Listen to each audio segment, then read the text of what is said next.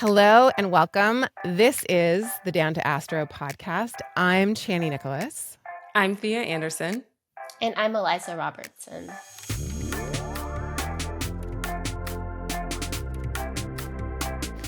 And we're recording this episode on May 13th, 2024, I believe. And this is a monthly-ish podcast where we generally talk about what has just happened, both astrologically and in terms of current events, and sometimes even in terms of like what has happened in our personal life. So we can look at how the astrology has landed in reality, has landed in our lives collectively and personally, and just like look for proof of concept. Because I think one of the criticisms that astrology gets is that it is confirmation bias, which fine, totally understand and agree with that sometimes.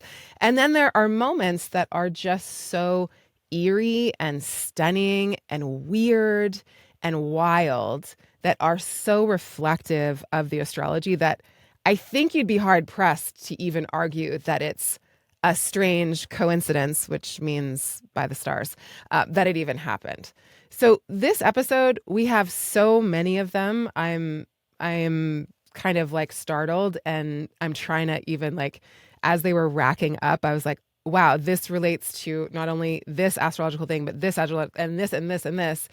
And it has been a really very packed and very busy moment in the world, but also moment astrologically. And so again, these two things have reflected each other. So we're going to do our best to unpack what has just happened. And the what has just happened that we're talking about astrologically is we just went through eclipse season. So the last time we met was before eclipses had a chance to roll out. So it was before eclipse season was fulfilled. And we dedicated the episode to talking about the fact that I was talking to friends that I have in their 70s, and they were saying for a long time, for many months, that it felt very similar to the late 60s to them, that it felt similar to the anti-war movements of the late 60s. Now, the last episode that we recorded was in the beginning of March. It was like March 9th, I think we released it or recorded it. So it was before the events around the country and now around the world took place in universities and colleges. So we dedicated that episode to how the astrology is similar to the late 60s and how, of course, we felt there has been over the last, especially 7 months, this swelling anti-war movement in terms of the unfolding genocide that's happening in Gaza. And then we also talked about the fact that the April 8th eclipse, the shadow of that eclipse was falling across the United States.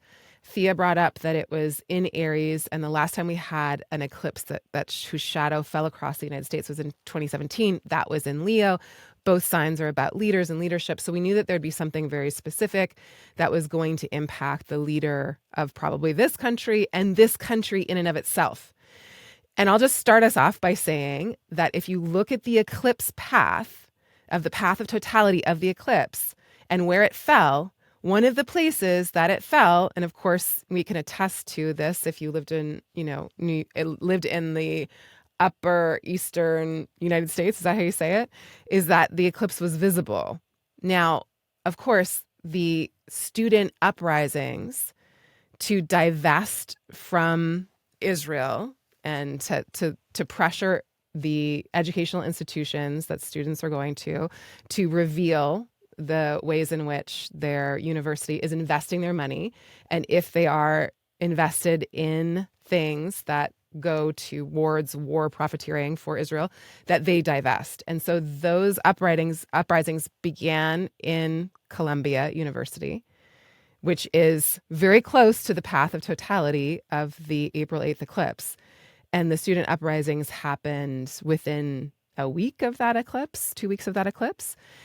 And it is historically what happened in 1968 is that the same place, the same university, and ends up being like the same location of the protests that were happening against the Vietnam War and against a gymnasium that was going to be built in Harlem, begin there and become a massive turning point in the anti-war movement of that time, of the late 1960s. And then we have it again here at this eclipse point. And not only that, but that's the time where they were having the same series of eclipses.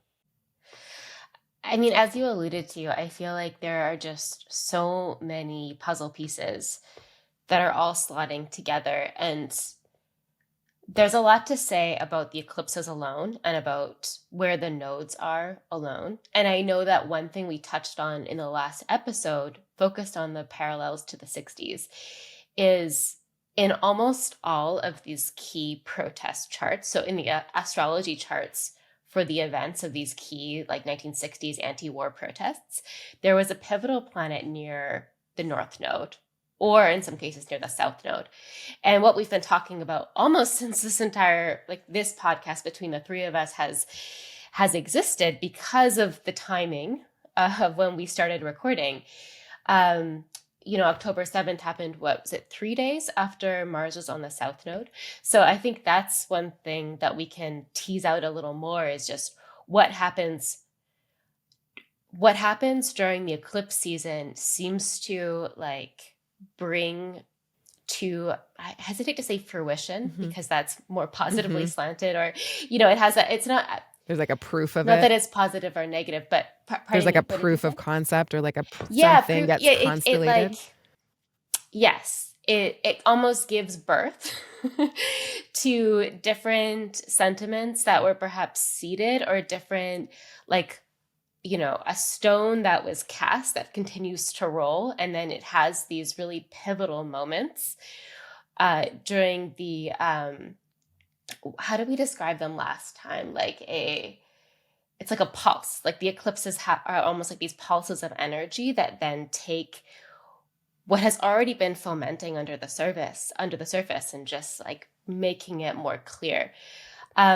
So I think there's so much to talk about there and to unpack there, but I also think it's important from the outset to say that we also, very aligned with the student protests was the Jupiter-Uranus conjunction on April 20th. And that this is a particular combination that speaks to liberation, emancipation, and just like the refusal to be contained or to be tamed in certain ways. I think like we're seeing that with the students. They're refusing to follow rules that they don't agree with.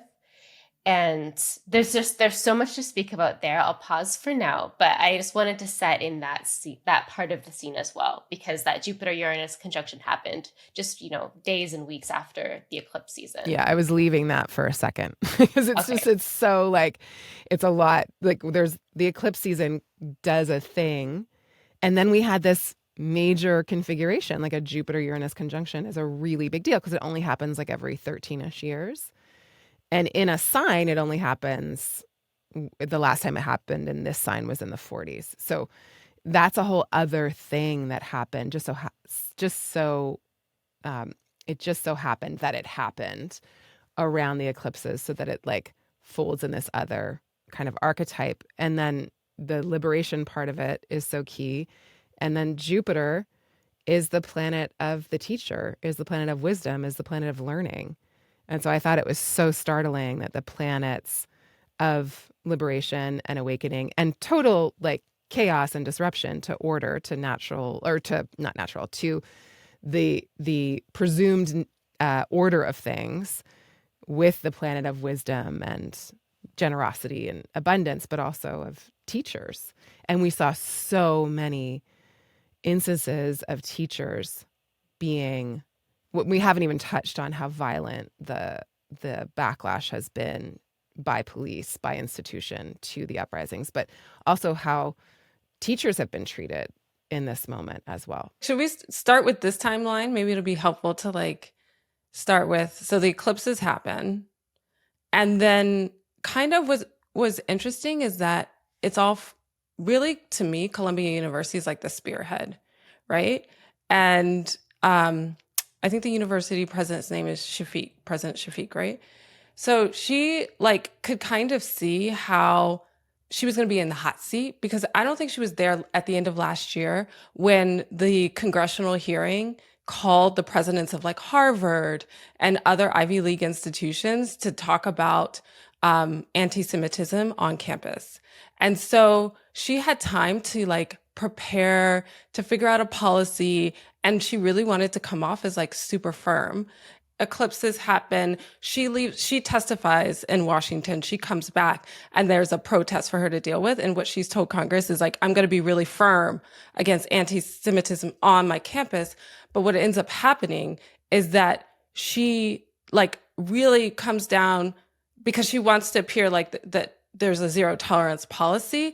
And so where the student protesters start, there like is an overreaction, like a huge backlash. And this is what we're going to talk about, like the violence of shutting it down, of bringing on NYPD to a university. And all this starts to unfold. And it's like so tied to the eclipse, but also then sort of the Jupiter Uranus. It's kind of like then happens on April 20th. And so this early April timeframe was also online too, I think, is this sort of like control, because all of this is happening square Pluto and Aquarius. So that would be the one thing I add, that I feel like the tension point with the Jupiter Uranus, even though they're kind of, it's not a tight square orb. The aspect isn't what we would call tight by degree. It's more by whole sign. It feels very online in terms of what is going to be the sort of authoritarian sort of restriction or control to try to suppress this kind of what is, unrest or protest or on college campuses. And so the way that started to kick off, I think, sort of starts a plot line between students protesting for liberation in Palestine and their right to protest, and then also counter protests. What is being called anti-Semitism, we can get into this kind of smoke and mirrors here on college campuses, and the way that that's being leveraged in the media.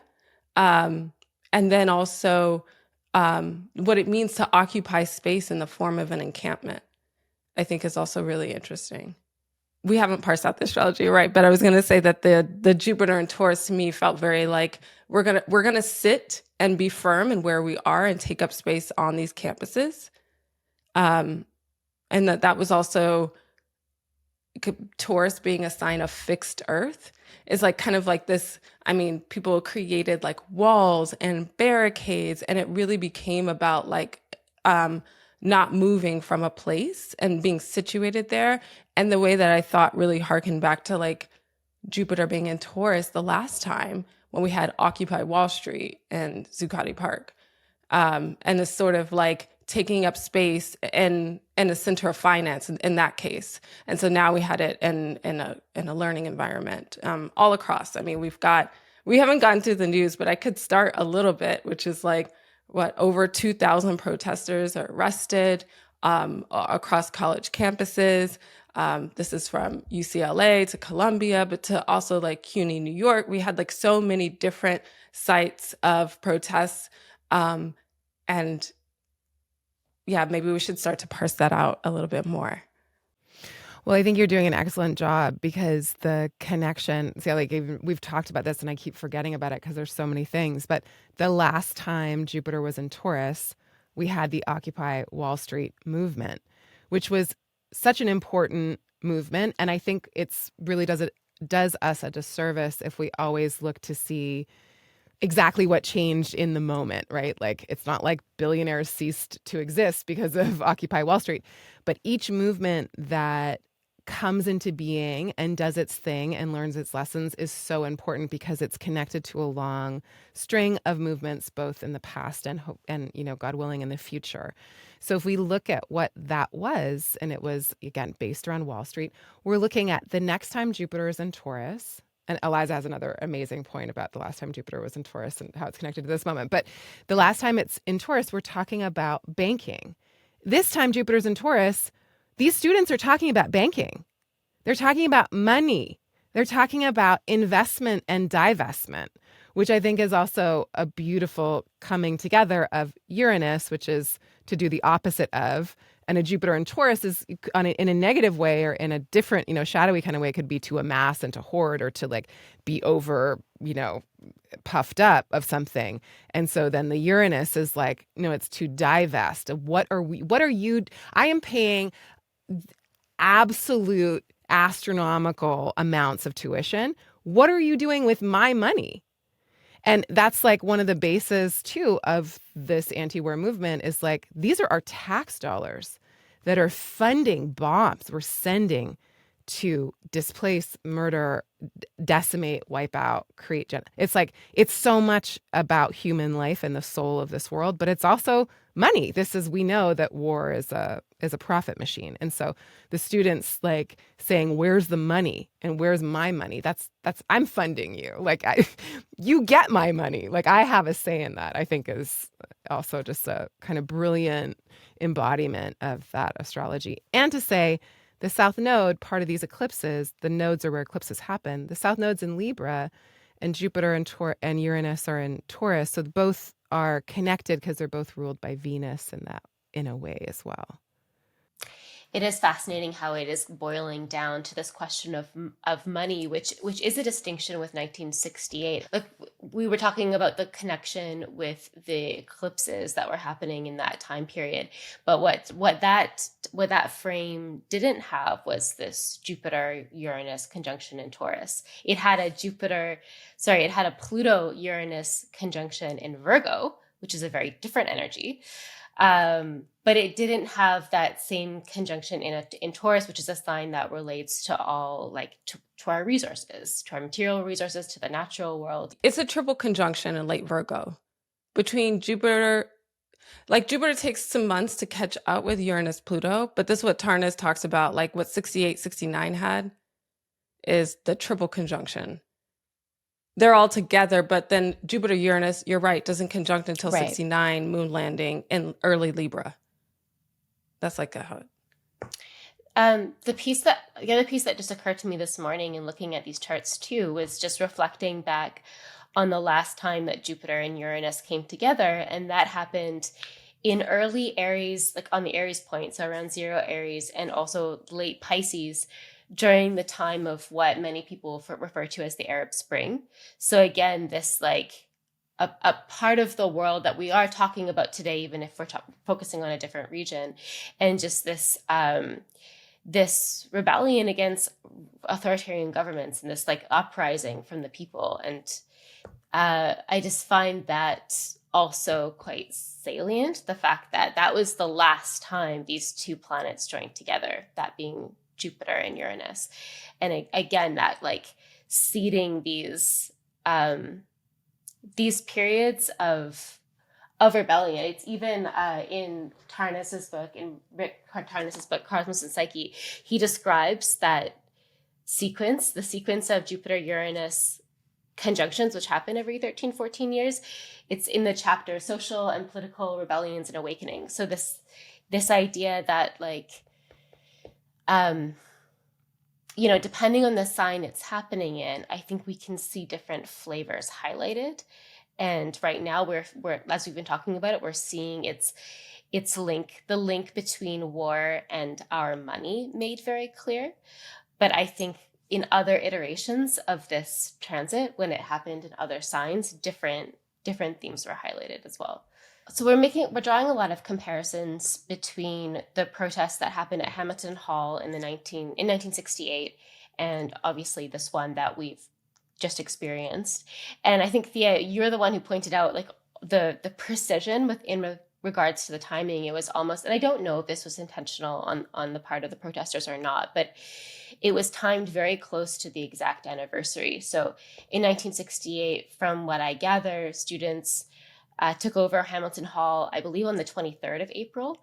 And then it was the 30th when hundreds of students were arrested. So we had that backlash from police, and lots of violence was, perpetuated in that time, with the students clashing with the police and police, making all of these arrests for people who are really just trying to, again, just trying to refuse the powers and trying to protest against something that they didn't believe in. That being the war, and then also the gymnasium that was constructed in Harlem. And I believe the main objection to that gymnasium, if I'm not mistaken, was the fact that they had two different entrances, and one was for the presumably quite well-off Columbia students and probably predominantly white Columbia students, and the other was for Harlem residents. And so I think that it was creating like a version of racial segregation in like the planning of that gymnasium, and I believe that was I the thought it reason for a lot of was the protests. I thought it was kind of like an anti-gentrification thing, but I could be totally wrong. I think that might have been the broader. I could be wrong too. That might have been the broader protest. I read that part of the issue was that it was like it had two different entrances depending on if you were like a neighborhood resident or a student, and that was kind of enforcing in the design of the building racial segregation. But I might be wrong too. But what I was going to say to that, so in that time period, so around end of April in 1968, we had Saturn in Aries on the North Node.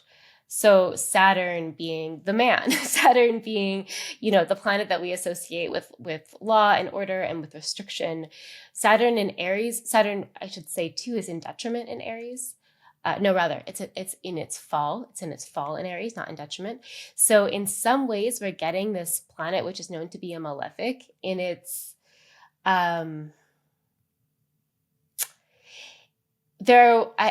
I think there are different views on this, but I feel like there's an argument to be had that Saturn in its fall can be the worst side of Saturn. We're not necessarily getting the constructive building blocks, setting boundaries Saturn. We're getting Saturn in a Mars ruled sign, Saturn ruled by another malefic, and I think it's showing in some ways the most authoritarian and totalitarian sides of power and of war, and the military industrial complex. Mm-hmm. And that was being heightened or highlighted by its proximity to the North Node. And again, that's what I think students were bucking against. Right. Yeah, I'm thinking of like Saturn, if Saturn's like malfunctioning or Saturn's having a hard time, I'm thinking of punishment. I'm thinking of the extreme of punishment and of like carceral culture, which is white supremacist culture. And so I'm also thinking about Saturn going into Aries in 2025 with the North Node still there for a little while. And I'm thinking about how important it is in our movement spaces, and Black and folks of color activists have taught this forever, that it's so important to divest from carceral punishment, shaming culture, which is white supremacy, within our activism, so that we can actually work towards galvanizing folks in a way that feels inviting. And like, if you're going to join this movement, it's going to be good. It's not going to be demeaning, and you're not going to be shamed for coming late, and you're not going to be, you're not going to feel out of place. Like, what is it to use Saturn and Aries in a helpful way? That's a conversation we'll have, I'm sure, a lot. But like, the unhelpful part of Saturn and Aries, I think, is the severe punishment. And, everybody protesting then and protesting now are within their right to do so. This is a legal protest. This is not something that is against the law. They were, in this moment, in this instance, they were arrested for trespassing, but they were students of Columbia. And so they had to be, what do you call it? Kicked out? What do you call it when they do that? What's the word I'm looking for? But they hadn't expelled. They hadn't expelled them yet. Right. They had to be expelled in order to be trespassing. But why were they being expelled? Because they were trespassing. So they had this really bizarre, like, chicken and egg situation going on. So all that to say, it was, North Node in Aries. We just, had the eclipse in Aries. Saturn is not there yet, but it's a definite, like, inflammation, North Node, of warlike or very violent reaction to something that people are well within their rights to do. And all of this is in solidarity with an actual genocide that's going on, that is mounting in its atrocities and mounting in its severity and mounting in its death toll and mounting in human suffering like we've never seen before. So it's like we're focusing on what was happening here, but it's all in reaction to, in solidarity with, trying to shed light on what is happening in another place. I like that you brought that home. It's like the uprising is happening because of the intense humanitarian crisis that is happening in Gaza. And it's all like with the North Node in Aries, which can be such a place of war, of violence, of force, that to me, like also part of the timeline we're living in has felt like I've been so grateful for Jupiter Uranus, because Jupiter, like you said in the beginning, it's like it's a balm. And I think that the balm here is that people, so I want to say like students are using their voice, their power, their spending power, their ability to cause disruption, to shift, to like make real change, so that the universities feel pressure themselves, but then also that Biden has to worry about re-election, like, so that there's the suffering that's happening, and then there's the pressure that's happening here. And if people coming back to like that the Jupiterian influence can be like with Uranus, how do we make as much noise as possible to be like, this is not okay? And I'm thinking about us, like today, May 13th, and there's commencement ceremonies going on around the country. Like we're entering that time period. And we're having people like walking out of Duke University commencement ceremony because Jerry Seinfeld who was very pro-Israel, spoke. So I think that I feel like we're also very sandwiched in between today's Uranus Cazimi, so the Sun conjunct Uranus, and then Saturday's Jupiter Cazimi, and that's sort of like disruption for like let's make our efforts count, and that can be the balm. Balm is what I'm trying to say, like something that soothes and brings relief. Yeah, it is. This week is very much a continuation of the Jupiter-Uranus Cazimi, because the sun is highlighting both of those planets, or they're both getting the balm, the energy of the sun. So it's like we're still in this thing. And I think that brings us to another one of these wild, strange, dystopic parallels between the astrology and what happened in life. So over the past week, as everybody I think now knows, Macklemore drops a song called Hind's Hall, named after the protest, named after the young girl who died an atrocious death in Gaza. And he dedicates all of the streaming revenue, I believe, to relief for Gaza, right? Correct. And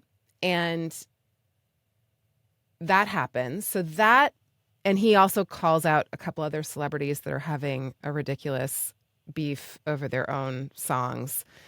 And they're not, nobody seemingly, a lot of celebrities have not said a word about what is happening over the past 7 months. And the public has become increasingly tired of it and increasingly fed up with the ways in which wealth and celebrity are paraded around and allotted while juxtaposed against a live streamed genocide that is beyond and has going on and on and on. So Macklemore drops that song, which, amongst his peers is very different. Nobody else has done a song about Gaza and been so explicit about what it is and in the lyrics. So there's that thing. A couple days later, the Met Gala happens. So I just want to go back to Jupiter in Taurus. If we look at Jupiter in Taurus, it is an abundant, verdant garden, would you not say? that there is this feeling of like orchards blossoming, blooming, going like excessive miracle grow kind of vibes. That's just the archetype of Jupiter and Taurus. However that lands for us is whatever. But we know that that's like a Jupiter and Taurus theme. So the Met Gala is themed very interestingly this year. It is themed the Garden of Time after a short story by J.G. Ballard, which I wasn't familiar with before this, but is a dystopic short story about people that shroud themselves in wealth while the starving, hungry, angry masses are kept at bay a little bit at a time so that their opulence is never disturbed. That's the theme they chose willingly. And then, $75,000 a ticket, a bunch of celebrities show up dressed in gowns and jewels that are bajillions of dollars. And this is happening at the same time that Israel is invading Rafah. And it is a horror amongst horrors. And so naturally, these two images are put online together, one reality and another reality. Now, there's the Garden of Time theme and the very strange choice of story that that's modeled after. Then there is the fact that, Eliza, you brought up the fact that the last time Jupiter was in Taurus, again, we're talking about excessive wealth and perhaps wealth disparities because of excess, that the last time Jupiter was in Taurus, the Hunger Games came out, which was the theme at first that everybody juxtaposed onto this absolute disparity and just like, what reality are we living in? We are actually in the Hunger Games. So the planet of wealth and abundance in a sign of that is about garden and, growing things is with Uranus still, like that vibe is still going of disruption and chaos. And so there's that piece rolling out, which we get. It's very clear. Then I just want to bring back into the scene, as Thea mentioned earlier, Pluto and Aquarius. The last time Pluto was in Aquarius was in the late 1700s while the French Revolution was happening. So what happens at the Met Gala, just to bring it all back, is that haleyybaylee, I don't even know who this person is, but now I know their name, is dressed as Marie Antoinette, talk about French Revolution, and says, let them eat cake, and becomes the Uranus just fuck the whole thing up, absolutely turn everything on its head, break the whole thing open. The masses outside the Garden of Time, the French Revolution, the moment now, are just like, no, and start this movement to block celebrities.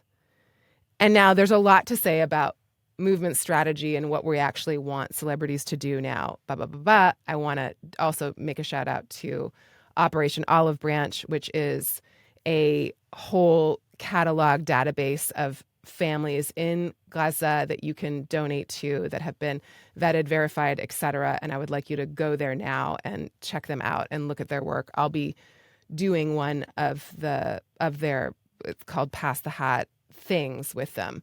So all that to say, I think that where the pressure's going is that celebrity starts to talk about how we actually get aid to actual people in Gaza instead of going to things like the Met Gala. But how are those for some strange parallels? In some ways, the cherry on top of the cherry that you've just outlined, like this movement to block celebrities, isn't it called the guillotine? So it's called the guillotine, and I didn't realize this till today. But Henry the 16th was maybe a person who was like, if we angle the blade if we put the blade at an angle, let's call it the guillotine, it'll be more effective. And then he gets decapitated from that because of the French Revolution. Blah, blah, blah. And this is called the guillotine. It's like, and everyone's wearing guillotine earrings. I mean, it's a lot. I'm not promoting or, denying or whatever at all, but just the parallels. Okay. Well, this is what's so stunning and I think like this is the point of this podcast, is so we can archive both what we're noticing now and what we're projecting towards the future. And I mean, we've been talking about the French Revolution in the guidebooks for years. And it's so uncanny when people start acting out the astrology or wearing the astrology on their earrings, or, naming like these phenomena, both, the equivalent now perhaps of off with their head as far as the aristocracy goes, or this class of influencers goes, because I believe haleyybaylee is a model and an influencer, like a way to make them to behead them digitally is to block them, to make sure that then funds through however the algorithm manages that, don't actually make it to them because they're less visible. But what I also want to say, just as a piece of the astrology, to come back to that too, I went and looked at when that story was published. I don't know if you looked at the chart, but it was published in February 1962. And that was when Jupiter and Uranus were almost exactly opposite each other. No, I meant to do that. I forgot to do that today. I was like, when in was fixed signs? It was between Leo and Aquarius. So the exact opposition happened in March. It was published in February of 1962, but it was within a handful of degrees.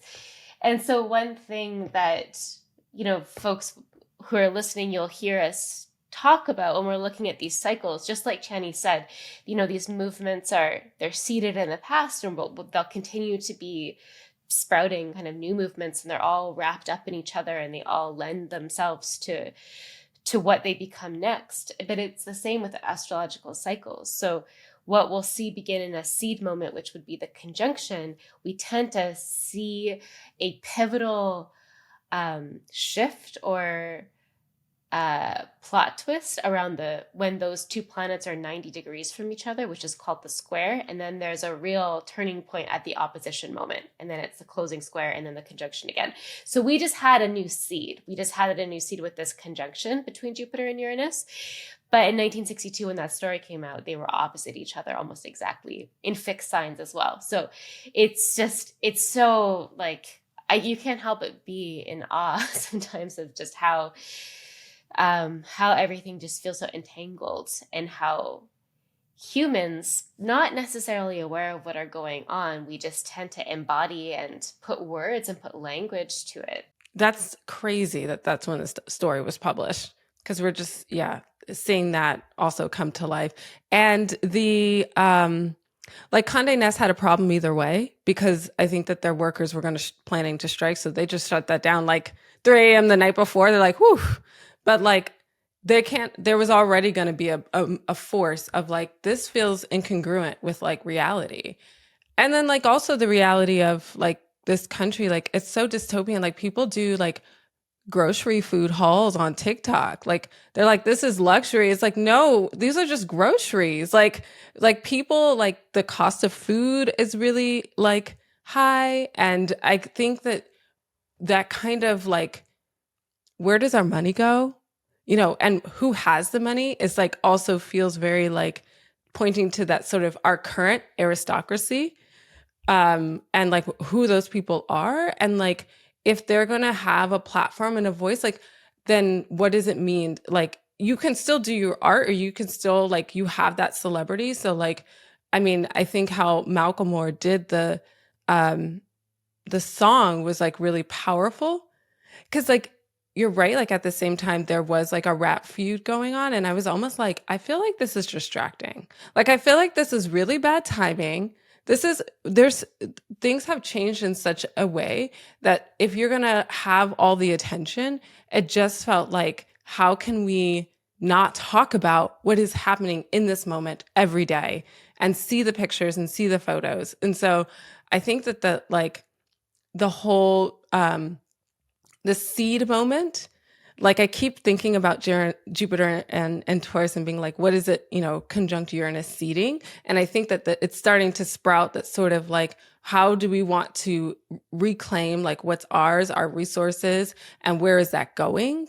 And starting to, and I feel like if Jupiter does that at the end of Taurus, like with Uranus, and then we'll have the Jupiter Kazemi, it just feels like that's like a nice, farewell before it goes into Gemini at the end of this month, which is such a head change. Yes.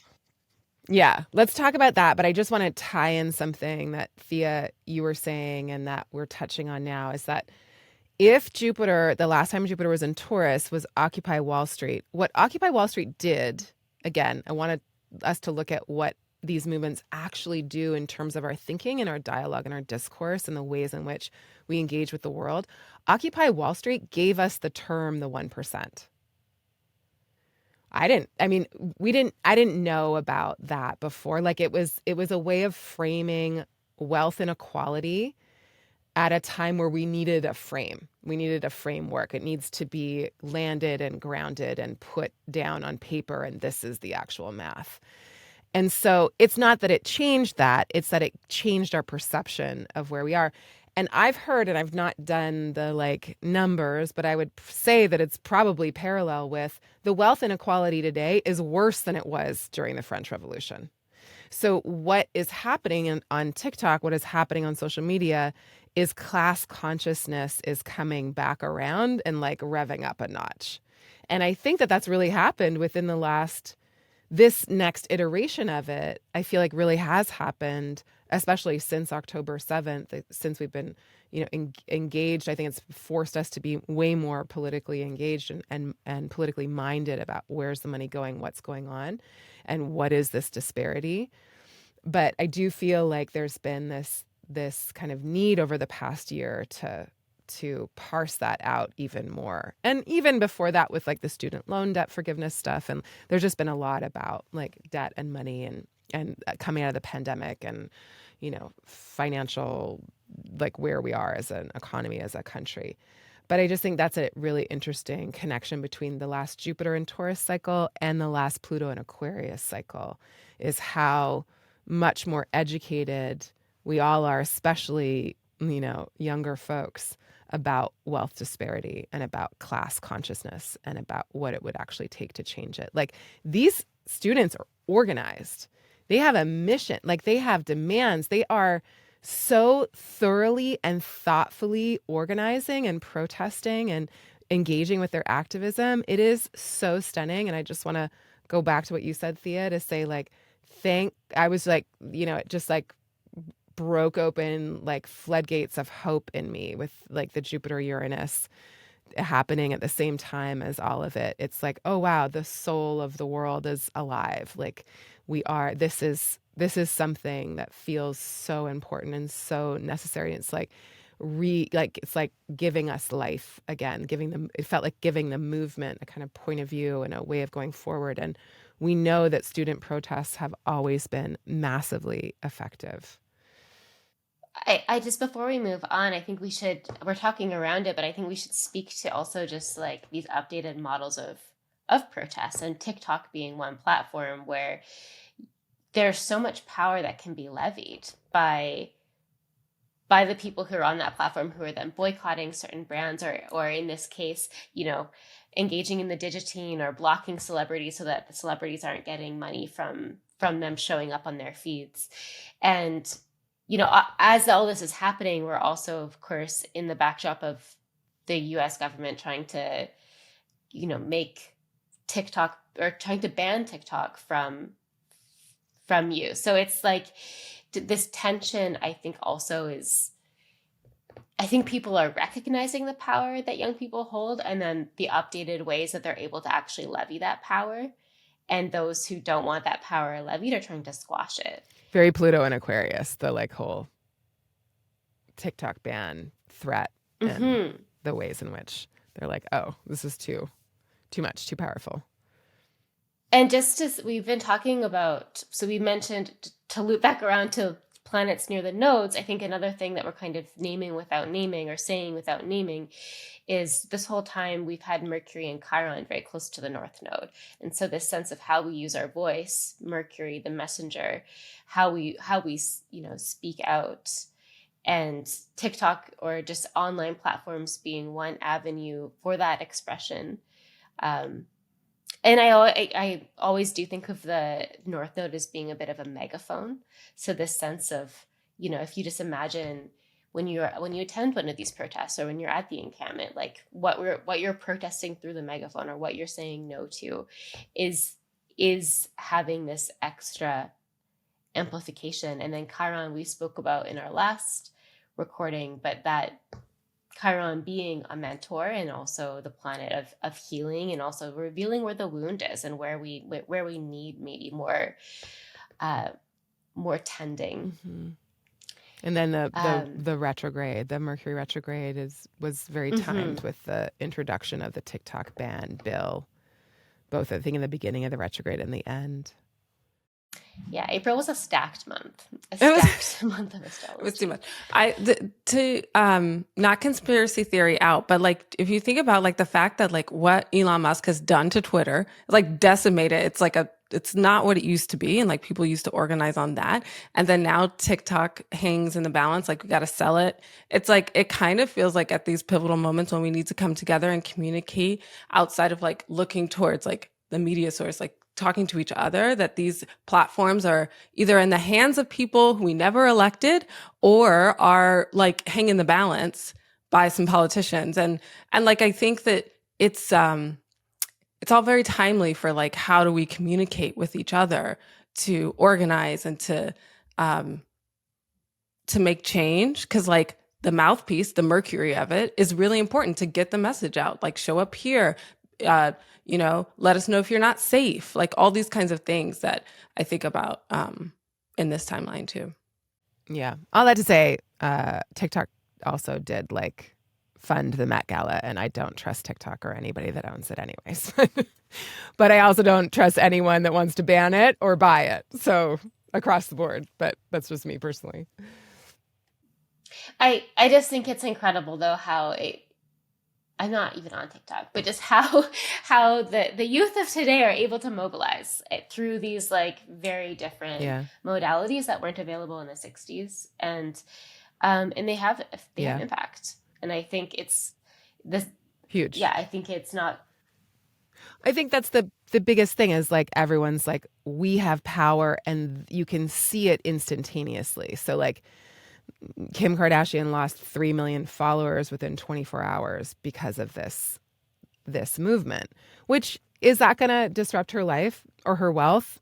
Probably not. But it is also a signification of the kind of mobilizing power that we have. And so I think at moments where we feel so powerless, it's really important to have those, and then to think, okay, well, what are the demands? What's the strategy? What would we be satisfied with? What do we want these celebrities to do? Do we just want to completely divest from celebrity culture? Like, what's the actual end game? That's a whole other kind of, again, conversation. But how do we be most effective with the power that we have instead of being transfixed by a kind of power that we have? But if we don't actually have a strategy of what we want to do with it, is it any good? Or are we just being like momentarily like awed by something we can do? But what is it, what's the ultimate end goal? And that's where I always want to go back to like movement leaders that have been in this forever, and like what the actual strategy from people that have been building and organizing forever. What actually is it? Like what actually moves the needle? Speaking of moving things, who wants to tackle the next big shift of 2024? Do you mean Jupiter into Gemini? I do.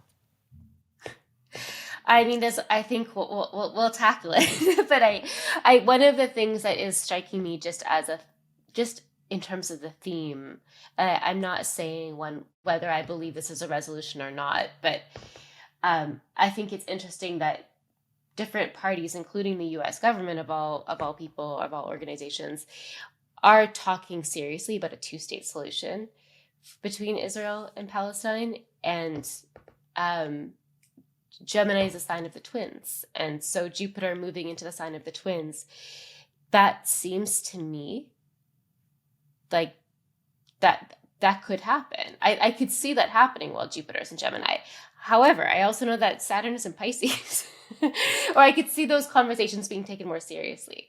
But with Saturn in Pisces, Jupiter and Gemini, first of all, Jupiter will be in its detriment in Gemini, so it won't be fully empowered to do what it wants to do, to be expansive and abundant and wise. It won't be fully empowered, and it will be moving closer and closer to a square with Saturn, which will further limit what it can accomplish. So if those conversations are on the table, I don't think they're going to be easygoing at all. I think there will be complications and probably a lot more smoke and mirrors, like Thea alluded to earlier.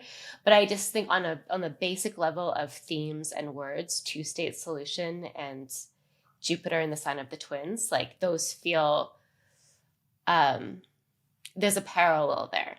Whether that will happen or not is to be seen, but I think there's a parallel there.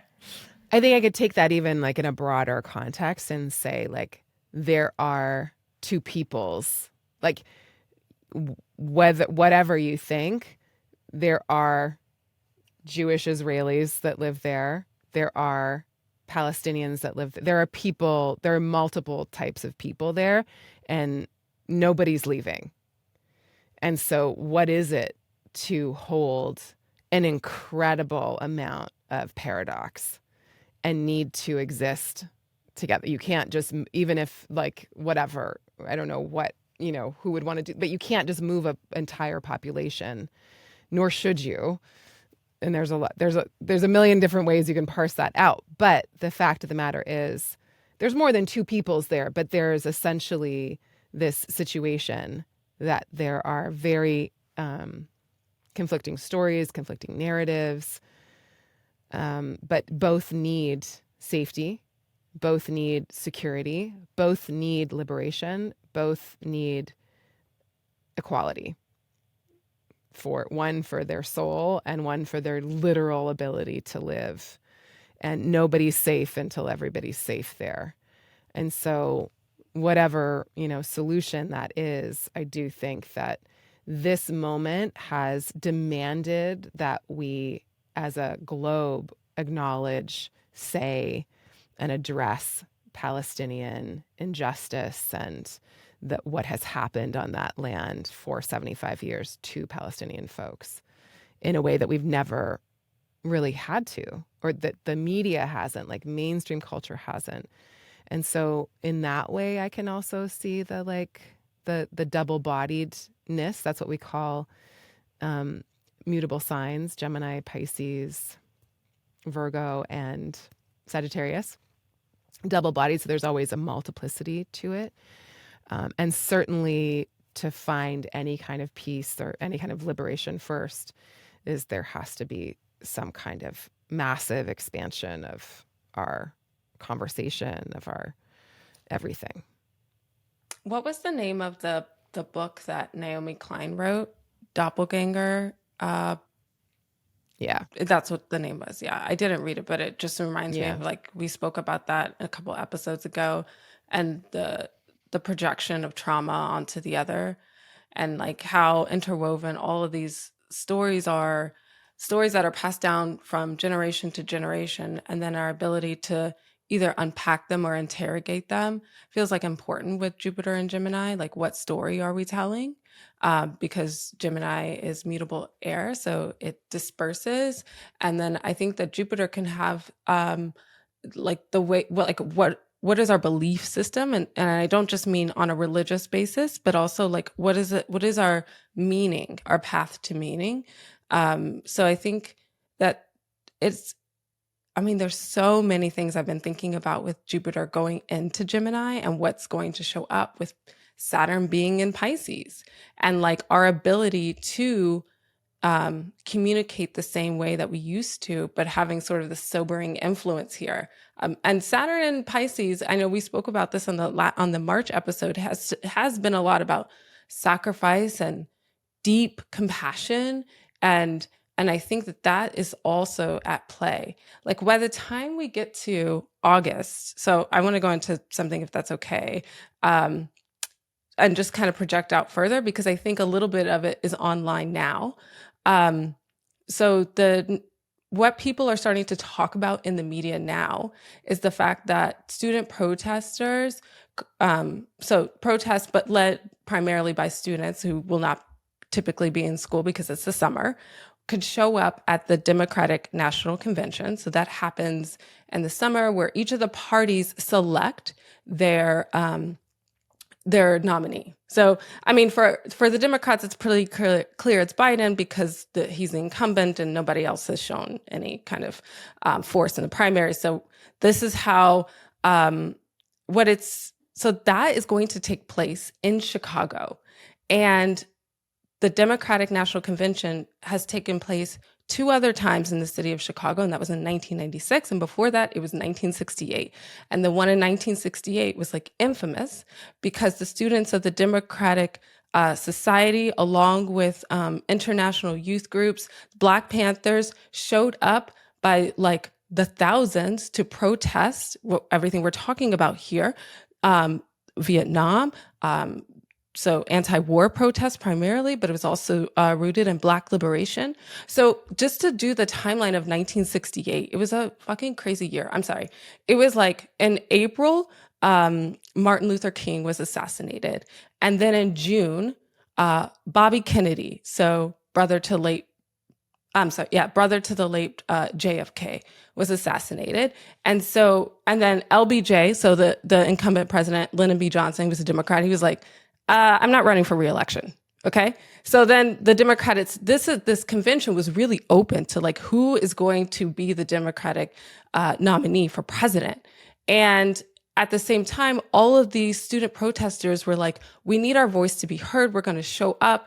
It was really wild. Like there was part of it was like spinning we're going to put LSD in the water. And then the Chicago mayor at the time, like responded with thousands of police officers, the National Guard, and the level of tear gas and violence and just like sending in the guards to shut down protests. It was such a moment that I think, I want to be like Chicago, I think is still kind of tender about.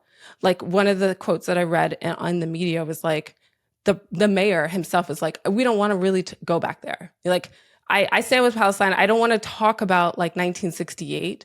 Like we're going to have healthy protests. But of course, then the protesters saw where the allowed protest venues were. We're like, oh, that's too far from the United Center because that's where the convention's taking place. And so what ended up happening in 1968 with the astrology, like we said, being so that it was that we had the North Node in Aries and South Node in Libra. So what ended up happening was because the Democrats looked like they couldn't control protests. So Nixon, who was really low in the polls after that convention, who was a Republican, ended up like getting boosted in the polls, and he ran off of what we still know today as law and order. And so that's how we got Nixon. And so I'm wondering if, because it's already kind of showing up where the Democrats, so the protesters are going to protest at the Democratic National Convention. That's what they're planning. And the Democratic Party is like, how can we put this on Zoom? Like they're literally like, how can we like make this least live as possible so that we don't have to contend with this and then have it look like, again, what the Republican Party has already started to shift the narrative and be like, do you want that chaos? But of course, the chaos is not chaos, it's protest. And so things are already just being spun around. And I'm interested in the way that it could harken back to that moment in so many stunning ways. And just the last thing I'll say about when the Democratic National Convention takes place, August 19th through the 22nd. No. That is 3 days after Mars squares Saturn. And it's also when there's a Mercury of the summer. It's terrible. Mercury will be retrograde. It's going to be squaring Uranus. Yeah. That's the day Jupiter and Saturn square each other. So the square happens on Friday the 16th, and the convention opens on Monday the 19th. So it's like 3 days after, and then no, I'm pretty sure. No, I think there's a square between Mars. Sorry, there's Mars square Saturn, but I'm pretty sure. Yes, you're right. Saturn squares Jupiter. Jupiter squares Saturn on the 19th. That's correct. I mean, in everybody's year ahead readings, I was like, this is the worst week of the year. That August time period, besides the eclipses, feels like the gnarliest little corner of the year. But I didn't know that that's when that would be happening, and nobody could have known that this is, wow. Okay, so Thea, If there's any politicians listening, what is your advice to them? To listen. I mean, to listen and not to overreact. And I think that's kind of the way it's shaping out. Like they're really trying to, like the lessons of 1968, like if you Wikipedia, like, and I mean, I've done more than Wikipedia, but the top lessons are like that I mean, like I think Dan Rather and like Walter Cronkite were being like manhandled by the National Guard while they were trying to like talk about the protests. So it was really like also too that the use of force was so extreme on the protesters. And I think that there's a way to like, I like how the mayor of Chicago is like, no, I want to listen, and we won't have a 1968. So that makes me like a little bit hopeful. But I mean, gosh, can we like give them an astrologer to pick a better date? Or is this the date? Like the DNC is not listening to people. They are not taking seriously their youngest cohort of voters, to their fucking detriment. Like, what do you think is going to happen when this is allowed, when this kind of structural state violence is enacted upon your young students who are within their legal right to protest something about their own goddamn money? Like, what do you think is going to happen to you? So, yeah, I would say the same. Do something. And do something radical. Do something that's but actually it's going not to make people feel like you care about them. Yeah. And I was listening to it was like an episode of The Daily. They were talking about in Biden's biography, like so in 1968, like he was like, I don't know, maybe a grad student or something. And he was like, look at those protesters, like they're kind of losers. Like that's not the way you make change. That's not an exact quote, but it's pretty close. And so like that's our president. Like and he called them assholes. Yeah. And so it kind of feels like that's also coming back to him. Like, okay, we got to address, like, are you still, like, is that still how you feel about protesters? And like, the ability to listen, like you said, and let people express themselves. And this is like an important message. Like we can't do what the DNC has done for years and years, which is like stay in the party establishment and ignore a lot of the issues and just hope like we're not as bad as that guy. And I think that that's not going to work this year. Thank you for bringing that up, Thea. That is such a stunning parallel. And it also calls to mind, this is like so banal in comparison, but it's just, I mean, I'm not an American, so I might be getting it wrong, but is it not also bizarre that we have a Kennedy running this year too? It's like harkening back to that whole time of the Kennedys. So it just feels like the overlap just continues to layer and continues. We sound like major conspiracy theorists on this podcast. It's too weird. There's too many. Also, Eliza, you brought it. This is like a little off topic now because we've shifted, but we're still in these eclipses that Netanyahu has. Yeah. The South Node in Libra, which is the eclipse that happened on October 14th, plus the moon in Libra. So he has a new moon. He has that chart. The sun's there too. And the Nakba started in 1948. And in 1949, we moved to those South Node in Libra eclipses, which is when he was born, I'm assuming. But I didn't double check the date, but around that time. So all of these eclipses are linked to the people that are perpetuating the violence itself, the moment, the iterations of anti-war protests, the student uprisings, the students showing up to the DNC. That is so fascinating, Thea. I had no idea where you were going with that. That is wild.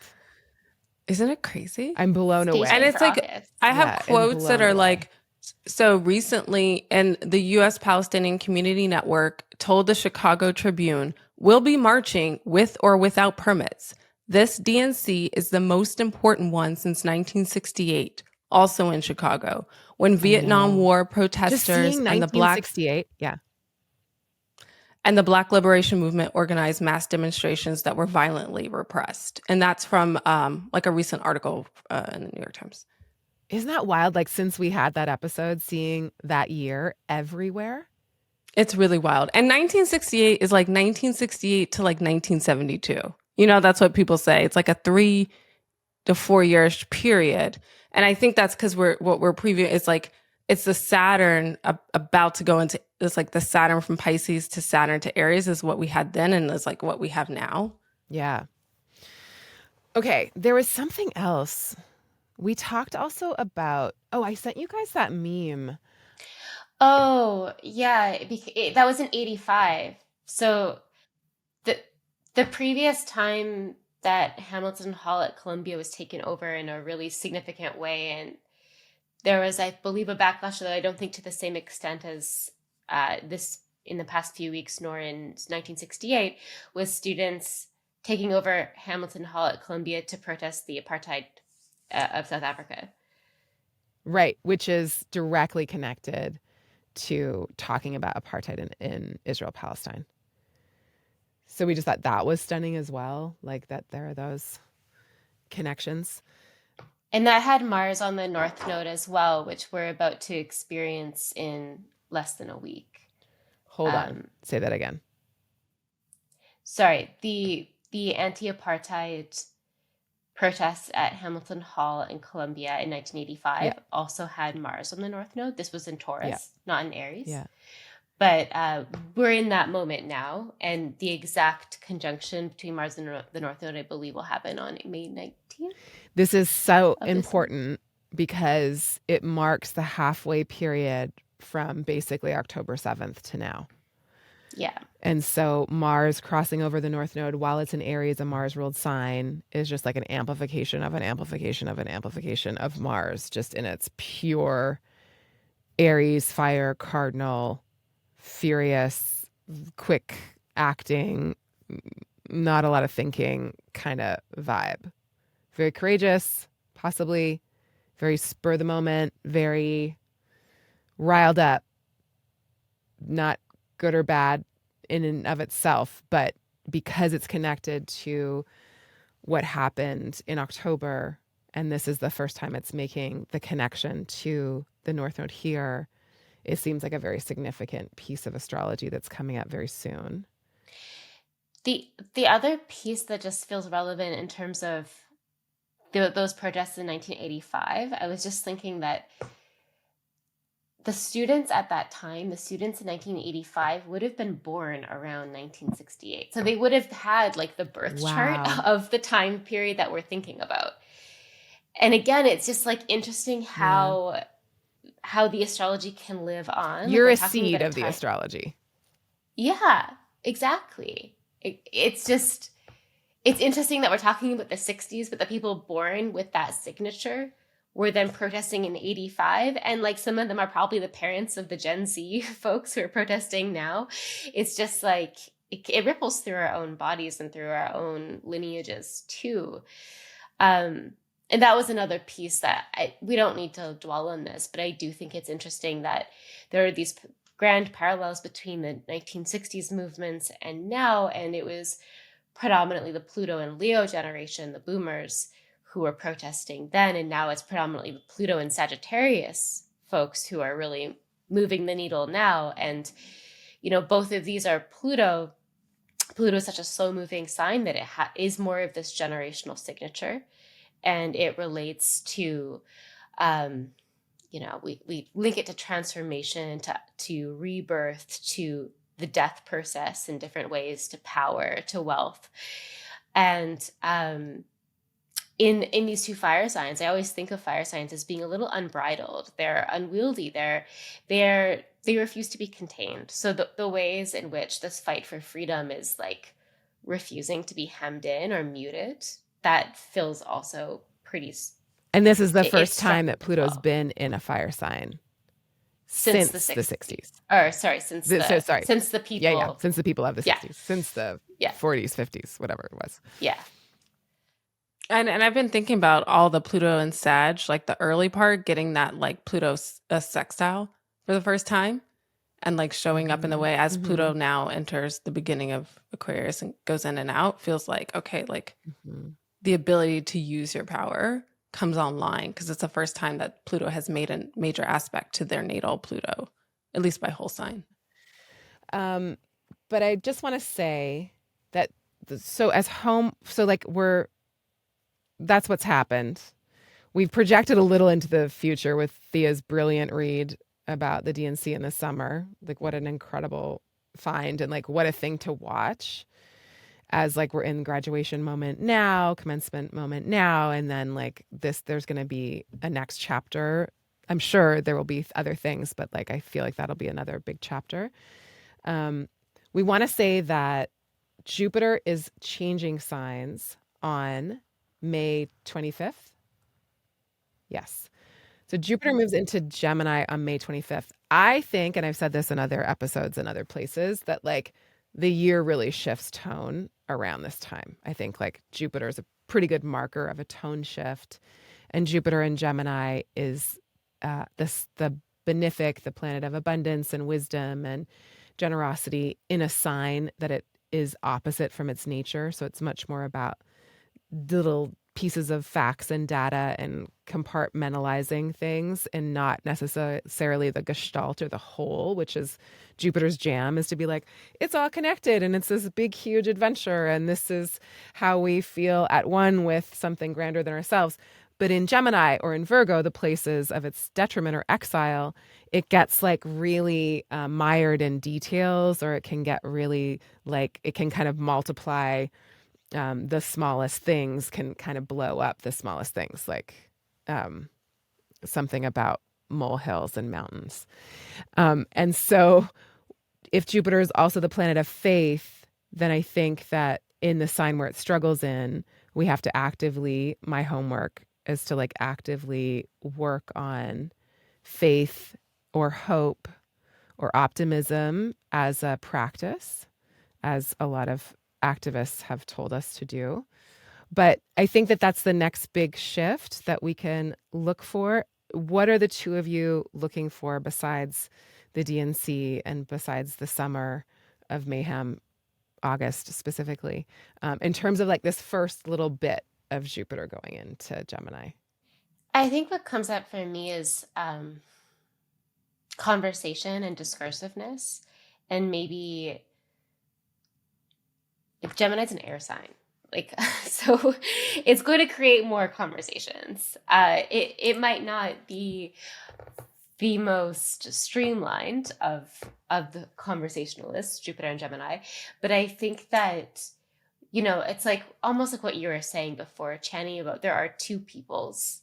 There are two peoples in the same land, and one of them aren't going to go away. So like no one will be safe until everyone is safe. And I don't think anyone will be safe until we can have conversations and dialogue. And I think dialogue is a noun or a word that I would associate with Gemini, this, you know, two-way conversation. And I think that when Mars was retrograde in Gemini, was that last year, the year before? I'm losing track, but we saw a real weaponization of words and of language and of the way we can like levy language against each other. And I do think we're still kind of living in the aftermath of that. But I think with Jupiter, which is it's a benefic planet, it's a benevolent planet, it's a helping planet, I would like to see, to focus on this idea of hope, I would like to see that maybe more remedial or constructive dialogues or conversations can be had. Yeah. And I just would add, like, we can't have constructive conversations until everybody's safe. For physically. Sure. For sure. Yeah. I'm thinking about Jupiter square Saturn, and Jupiter, as we said, being in the sign of its detriment, but being responsible because it rules the sign that Saturn's placed in. So it's like not even really able to help Saturn, except that it can see it by aspect. It's not in a good position to really do so. And Mars being co-present with Jupiter in the summer, I'm really thinking about like discernment and the ability to like focus on like, what am I being told? Doesn't make sense. Can I unpack this narrative? Also thinking about Saturn co-present with Neptune. So everything feels kind of like I've been watching the news cycles and how the certain of the news like like our memories have to be long, you know? They can't be so short. And so like it feels like a really good time to practice discernment on like, what is coming across? Is it the algorithm? Where am I getting my news source from? What happened, 7 years ago when there was Charlottesville, and our president then called the white nationalists very fine people on both sides, right? So like this also feels very much like, I know I've talked a lot about the Democrats, but I'm also saying that like there's another story that's being woven in where I think that the Republicans are using language, to your point, Eliza, about weaponizing language for their own purposes that have nothing to do with the truth. And so in terms of us all, we always have the ability to choose. And so just coming back to that and choosing off of discernment and their ability to like maybe not have the hot take or react, but to sit with, what is going to, like you said, Chani, move the needle long term. Even if that means like we have to make sacrifices or not do certain things or choose. I just think that there's a lot that opens up and it could feel overwhelming, but just coming back to like, what is the actual narrative? What's actual truth? And sometimes we don't know it in the moment. Like sometimes we have to give ourselves time. Yeah. I think of the moment as like mental sprints, like doing little bits at a time, because I think it'll be a time of kind of like a little bit of overwhelm in terms of information and overload in terms of points of view and talking points and all of that. And that with that Saturn square, I don't know, I think Saturn squaring Jupiter all year, which is what's going to happen, might honestly be the most constructive thing that could happen.